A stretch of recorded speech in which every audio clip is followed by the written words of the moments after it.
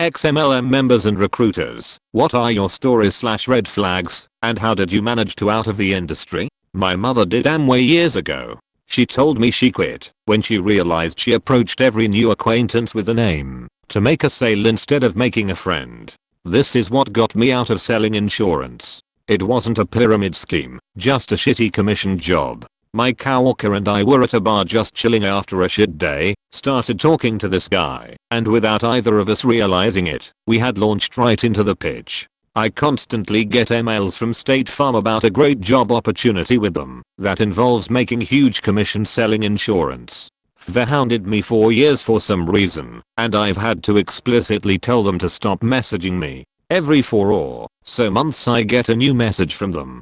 It's been interesting. The insurance industry took a lot of the shitty parts of MLMs and just removed the downline concept. Most insurance companies make a tidy profit on roping in inexperienced college graduates as salespeople and get them to sell products to sympathetic friends and family members before quitting a few months later. I lasted 6 months and got a policy for myself and my parents. A lot of turnover while I was there, and nobody cared when I quit. Some people make it work, but it's an absolutely miserable life. Mentioned in a casual conversation a couple of years ago with a real estate agent we know that we were going to sell our house to downsize 5 years after our youngest graduates. We made it clear we'd call him when the time came to list. He calls us twice a year now and sends note cards reminding us, "Dude, our kid is only a junior. We'll be here at least 6 more years and he's been hounding us for 2 already. We are no longer going to list with him.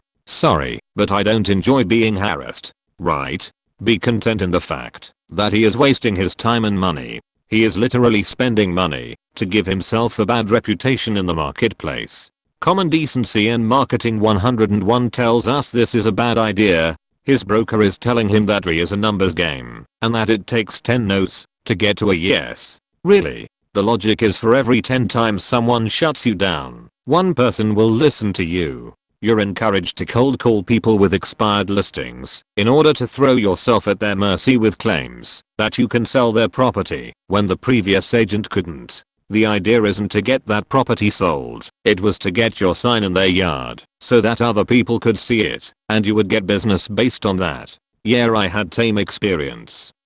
4 years ago we just bought our first house in the city, and just a few months after that I was looking through listing sites for fun to check out what I might like to have as a second house sometime in the future. One of the listing sites asked for my email and phone number to look at detailed pictures of the properties, and stupidly I entered it. Wouldn't you know it, I got a call like an hour later from some trad realtor. I told him I wouldn't be shopping for another house for 5 more years, but he kept calling me 3 to 4 times a year every year since then. Since he annoyed me so much and kept calling despite me telling him every time he calls that I was years from buying a house. Now that I'm actually buying a house, I'm going back to my old real estate agent who, other than sending me a Christmas card and calendar every year, hasn't bothered me since. I expect this guy's going to make his quarterly call to me any day now, and I'm kind of looking forward to telling him that I'm finally ready to buy another house and will be looking forward to doing it with my previous realtor. But hey, thanks for calling me like 15 times over the last 4 years.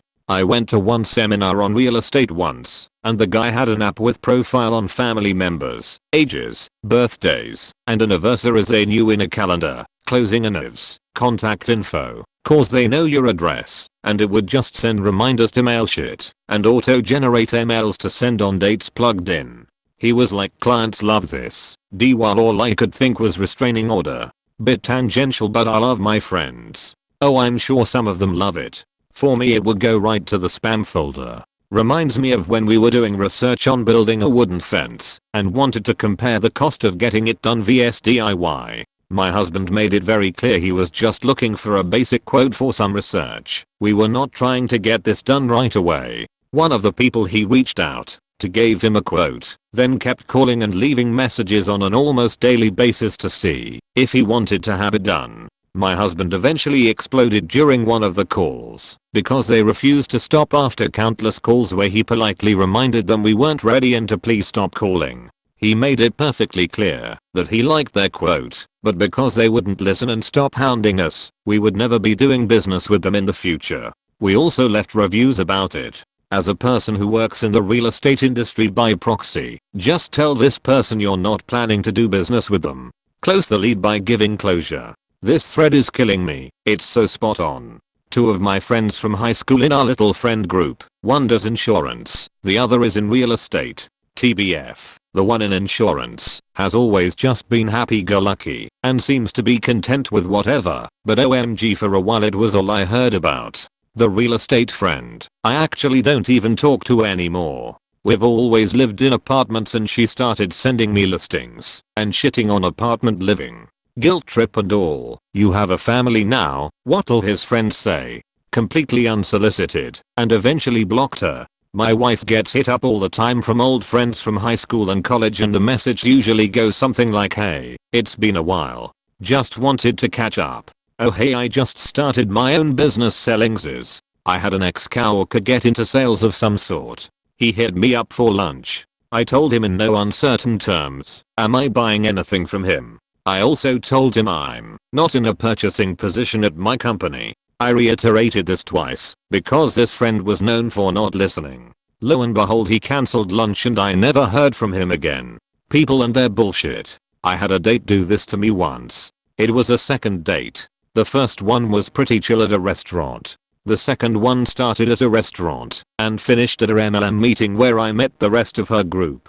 I sat through the BS and never saw her again. Lol. My first job out of college, this very attractive older woman co-worker invited me out to dinner. I was riding high, thought the real world was going to be awesome, and maybe I had severely underestimated my attractiveness as a teenager. 0.5 minutes into our dinner I hear Amway. This was many years ago, before they realized how bad a reputation the Amway brand had gotten. All my ego in the beginning of my journey to realizing just how shitty the real world is came crashing down in this instant. The problem was I was so blindsided and inexperienced I had no idea how to tell this gorgeous woman to fuck off. I bought a bottle of her shampoo and agreed to attend one of those diamond member meetings. I later got out of it, but damn did she work my naive, horny 20-year-old brain over pretty easy. I almost cried when 10 years later my favorite cousin wanted to tell me about this great new business her and her husband were going to retire early on. It is such a bummer every time when I get to the second or third sentence and realize my old friend does not, in fact, want to catch up. They just want to sell me trash. I had one call me at my parents' house which I just happened to be visiting. I was even the one who picked up the phone, hadn't talked to the guy in years. 2 minutes in and no, Tim doesn't want to talk old times. No Tim, I'm a poor grad student, so I don't need insurance. Did he call with the intention of scamming you or your parents? Scumbag either way, but the degree differs depending on your answer. He was definitely looking for me. I doubt they'd have remembered the guy. No small reason of why I remember this is that I grabbed the phone, a voice said Kevin. Nobody knew I was in town, and I didn't lie there. Also, I think this was the last time I heard Tim's voice. He died a few years later, a friend told me, and asked, did he ever cold call you for insurance? Yes he did. Poor guy all the same. My mom used to sell Tupperware back in the 80s and quit for the very same reason. Yeah, but Tupperware is good shit.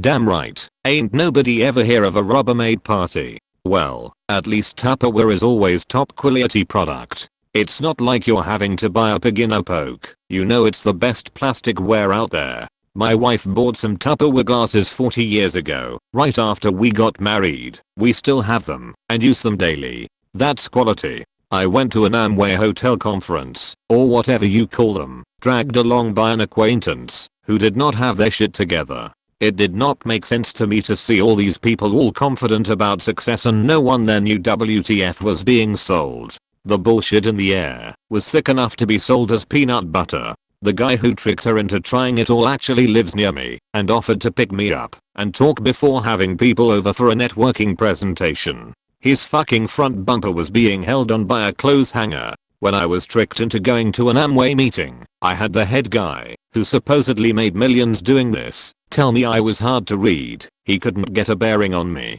Then immediately shifted the conversation away from the business and ended the conversation shortly after. I took it as a compliment, like he couldn't tell how to manipulate me into joining, and decided it wasn't worth the effort. Strange, this one has a brain.